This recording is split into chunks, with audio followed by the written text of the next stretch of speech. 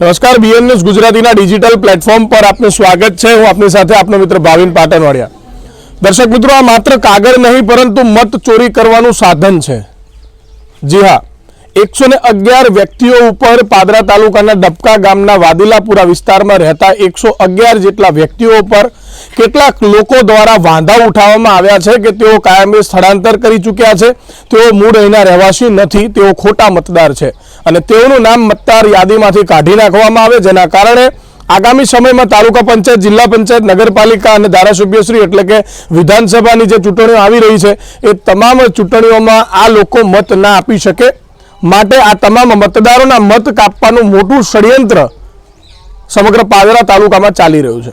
ક્યાંક ને ક્યાંક સૂત્રોનું માનીએ તો 7000 જેટલા આ પ્રકારના ફોર્મો પાદરામાં ભરાયા છે અને વાંધા ઉઠાવનાર વ્યક્તિને તેને કોના પર વાંધો ઉઠાવ્યો છે ને તેને ખરેખર વાંધો ઉઠાવ્યો છે, ફોર્મ 7 ભર્યું છે કે કેમ તે જ તેને પોતાને ખબર નથી હોતી।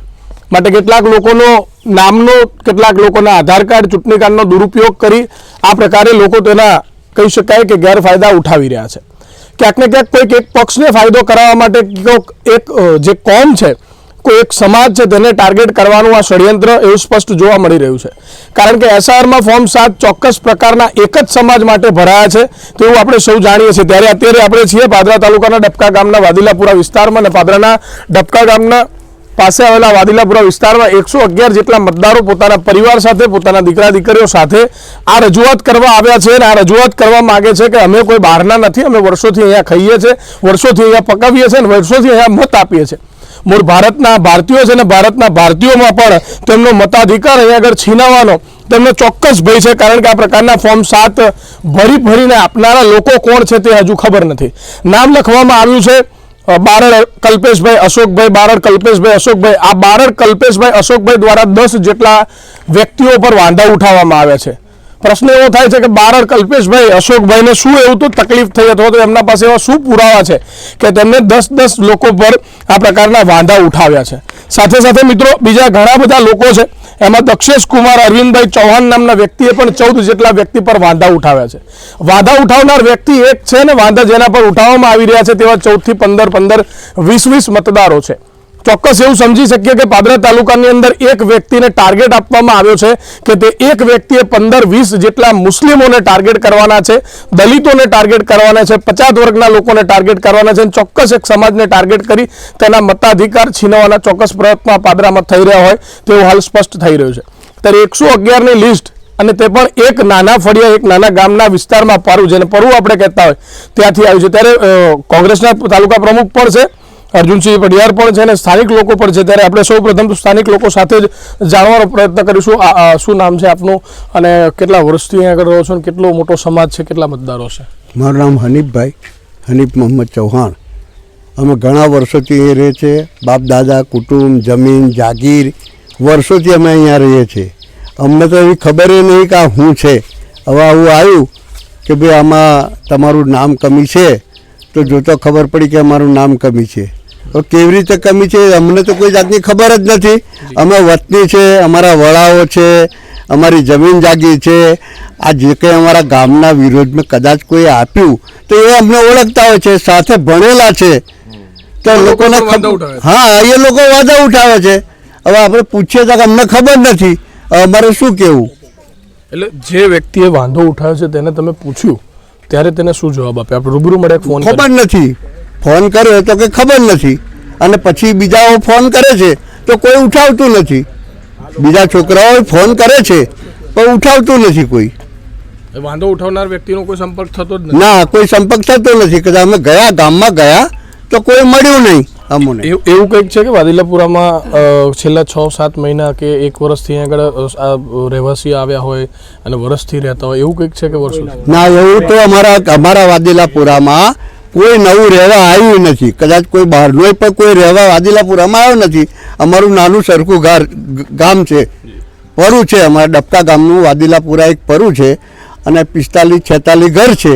અમારા ઝાઝા ઘરે નથી અને એની ભાઈ અમારા 111 મત કાપી નાખ્યા, તો એનું શું સમજવું અમારે? 111 લોકો જે છે એ વર્ષોથી અહીંયા રહે છે, વર્ષોથી રહે છે, એમના બાપ હયાત છે, જેટલા છે એમના બાપ હૈયાત છે, એમના કાકા કુટુંબ હૈયાત છે, એમના છોકરા છે, એમનું નામ બહારથી કાઢી નાખ્યું અને છોકરાઓ હાજર છે અને અમારું નામ કાઢી નાખ્યું. એટલે આટલો અમારો વાંધો છે કે અમારે આનો કંઈક ન્યાય મળવો જે જોઈએ. વાંધા અરજી ફોર્મ 7 ભરીને ખોટા જે વાંધા ઉઠાવવામાં આવે છે અને સરકારશ્રીનો નિયમ પણ છે કે ખોટા વાંધા ઉઠાવનારને 1 વર્ષની સજા પણ થઈ શકે, ત્યારે શું માંગણી છે તમારી? અમારી તો એ જ માગણી છે કે ખોટા જે એને નામ આપ્યા છે એને કંઈક ને કંઈક સજા થવી જોઈએ. અત્યારે દંડ થવો જોઈએ. 1 લાખ રૂપિયા દંડ છે અને 1 સાલની કાયદેસરની સજા છે. પછી થાય તો ને ફરિયાદ આપવા માટે હા, અમારે ફરિયાદ આપવી છે. અમારે કંઈક કરવું તો પડે ને, એટલે અમે ફરિયાદ એની અમારે આપવાની છે. ચોક્કસથી કેટલા એવા લોકો છે કે જે લોકો દ્વારા એક વ્યક્તિ દ્વારા 15 20 લોકો પર વાંધા ઉઠાવવામાં આવ્યા છે ને તે વ્યક્તિ પોતે પછી કાલાવાલા કરતો હોય અથવા તો નાટક કરવાના પ્રયત્ન કરે કે મને ખબર નથી, પરંતુ આપણે સૌ જાણીએ છીએ એમ કે આ ચોક્કસ એક પ્રકારના કોઈ કાર્યાલયથી ફોર્મો ભરાયા હોય અને ચોક્કસ કેટલાક નેતાઓએ ટાર્ગેટ આપ્યા હોય. આપણે સૌ બધું જાણીએ છીએ કે બંચમાં બધું આવ્યું હતું. એક અન્ય પણ આગેવાન છે. કેટલા વર્ષોથી લોકો અહીં આગળ રહે છે અને શું કહેશો આ 111 મતો જે હટાવવા માટે? અમે તો અમારી પેઢીઓથી અહીં રહીએ છીએ અને અમારી જમીન જાગીરી છોકરા છૈયા બધા હાજર છે અને બંને કોમના માણસો એક સાથે અમે જીવન જીવીએ છીએ અને એમાં હિન્દુ સમાજના અંદર પાટોળામાં આજે છે અને 2 જણા અમે અહીંયા બધા જ હાજર છે. 111 મત અમારા કાપી નાખ્યા છે આ લોકોએ. તો અમારે આજે છે ને તે એને ફરિયાદ કરવી છે. આજ રોજ અમારે સાથે ભણનારા માણસો ગજેન્દ્રસિંહ બારડ, ગજેન્દ્રસિંહ રાઠોડ એને વાંધો ઉઠાવ્યો છે મારા મતમાં અને એમને વાંધો આપ્યો છે. ટેલિફોન કર્યો, ટેલિફોન દ્વારા પૂછ્યું તો કે ના હું જાણતો નથી, મને આ વાતની કોઈ ખબર નથી. તો પછી મેં કીધું કે આવ્યું કેવી રીતે તમે? કે એ કોણ જોડે તમે તપાસ કરી લેજો, મને કોઈ વાંધો નહીં, મારા જવાબ જોઈતા હોય તો હું આપી દઈશ તમને. આવું પણ ગજેન્દ્રસિંહે મને કીધું. ચૂંટણી કાર્ડ ઉપયોગ થયો તેમને ખબર નથી? ના, મને ના જ કહી દીધું, સ્પષ્ટ ના કહી દીધું. ત્યાર પછી મેં ટેલિફોન કર્યા તો એ ટેલિફોન ઉપાડવા તૈયાર નથી. મારી માંગણી આ ફરિયાદ નોંધાવવાની માંગણી છે કે ભાઈ આ કઈ રીતે તમે આ અમારી ઉપર વાંધો તમે આપ્યો, કેવી રીતે વાંધો આપ્યો? હું અહીંનો રહીશ છું, પેઢીઓ ગતિ, હું ભારતીય છું, તો એમને આ 111માં તમારા કેવી રીતે કાઢી નાખ્યા? ચોક્કસથી લોકો જ્યારે જાગૃત બનતા હોય ત્યારે લોકો જાગૃત થઈ આ પ્રકારની પહેલ કરતા હોય ને આ પ્રકારનું જ્યારે વિચાર કરી ફરિયાદ કરવાના પ્રયત્નો કરે અને ચોક્કસથી પોતાના આધાર પુરાવા રજૂ કરે તો તેનો મત બચી શકે છે. પરંતુ જો તે અભણ હોય ને તે અજ્ઞાત હોય, તેને ન ખબર હોય તો ચોક્કસ તેનું મતદાર યાદીમાંથી નામ કપાઈ પણ શકે છે. આપણી સાથે ઘણા બધા લોકો છે ને મોટી સંખ્યામાં મહિલાઓ પણ ભેગા થયા છે, ત્યારે મહિલાઓ સાથે પણ આપણે વાત કરવાનો પ્રયત્ન કરીશું. આપણે અહીં આગળ જોઈ શકીએ છીએ કે ખૂબ મોટી સંખ્યામાં મહિલાઓ છે ને મહિલાઓ સાથે પણ આપણે વાત કરીશું. બેન, કેટલા વર્ષથી તમે અહીં રહો છો ને જે વાંધો તમારા પર બી વાંધો આવે છે? હા, અમારા પર વાંધો આવે છે. અમે તો ભારતના જ છે ને ભારતમાં રહીએ જ છે, તે છતાં અમને આ વોટિંગ હોય છે તો 4 વ્હીલર લઈને આવી જાય છે વોટ લેવા માટે ને અમને રદ બધું કરી નાખ્યું કે લો તમે અહીંના છો જ નહીં. કેટલા એક ઘર મેં 10 માણસ કાપી નાખ્યા છે. એક ઘરમાં 10 લોકો ઉઠાવે છે તો એકદમ 10 માણસ ગાયબ થઈ ગયા, બહાર જતા રહ્યા. અમે અહીંના ભારતના તો છે. કેટલા વર્ષથી મત આપો છો? અમે 50 વર્ષથી તો વોટ આપીએ જ છે.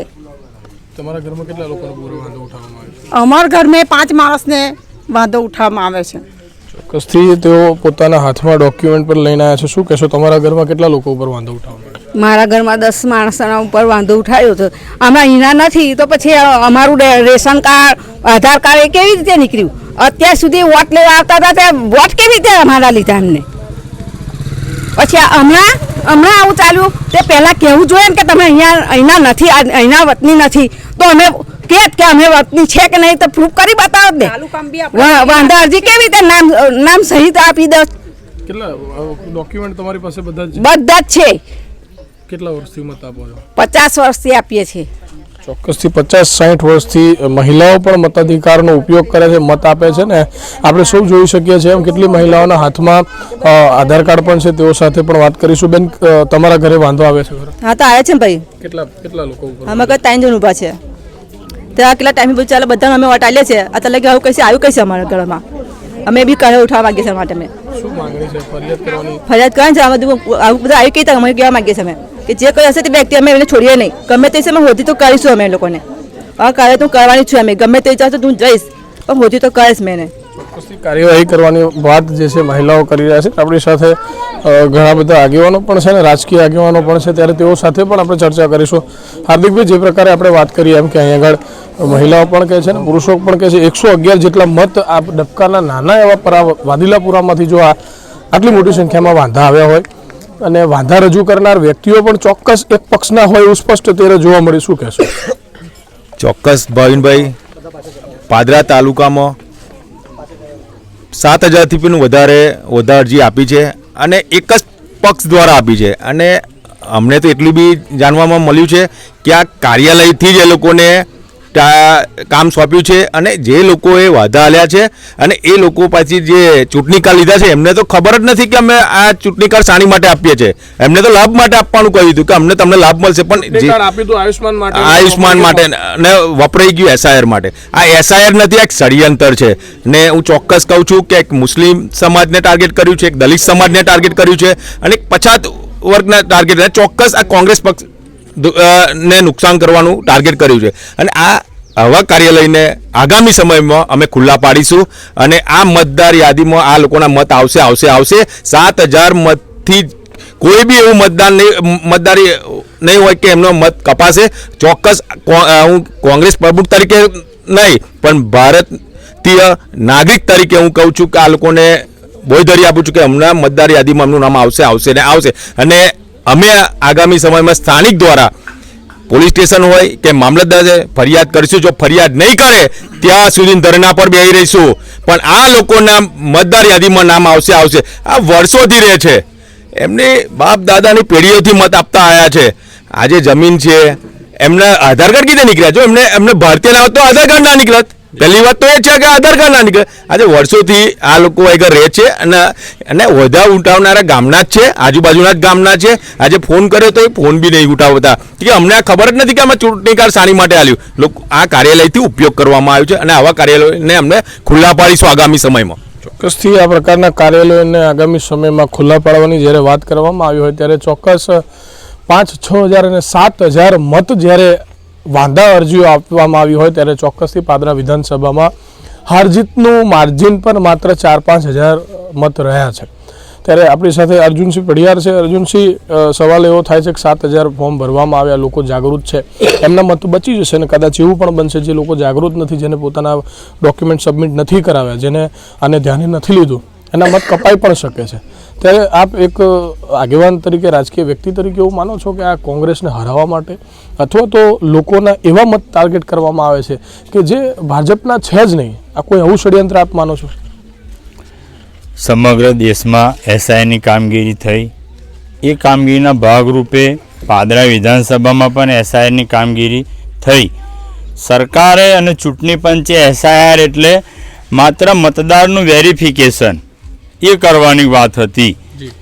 એ પ્રક્રિયાને આખી ઊંધા પાટે લઈ જઈને આજે અહીંયા ડબકાના પેટાપરા વાદીલાપુરા ગામમાં 111 મતદારોના નામ કમી થઈ ગયા છે.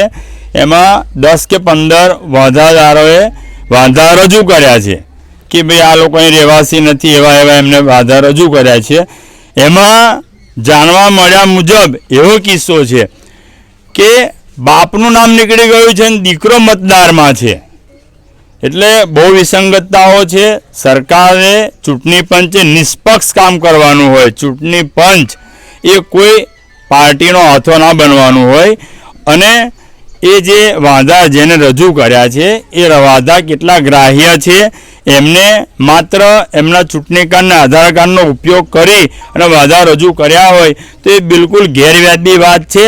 વોટ ચોરીના ભાગરૂપે જે એક પ્રક્રિયા કરવામાં આવી હોય ત્યારે આજે 111 મતદારો છે જેમના મત નીકળી ગયા છે એ ભારતીય નાગરિક છે. અગાઉ પણ એમને ચૂંટણી પંચની ચૂંટણી મતદાનની પ્રક્રિયામાં ભાગ લીધો છે. એ બધાએ મત આપ્યો છે. મત આપવાની એમને પદ્ધતિ ખબર છે અને મતાધિકારનો એમને ઉપયોગ પણ કર્યો છે. ત્યારે હવે વાંધા રજૂ કરી અને એ મતદારોના નામ કમી કરીને લોકશાહીનું ખૂન કરવા બરાબરની વાત છે. આ આઝાદ દેશ છે અને લોકશાહીથી ચાલતો દેશ છે.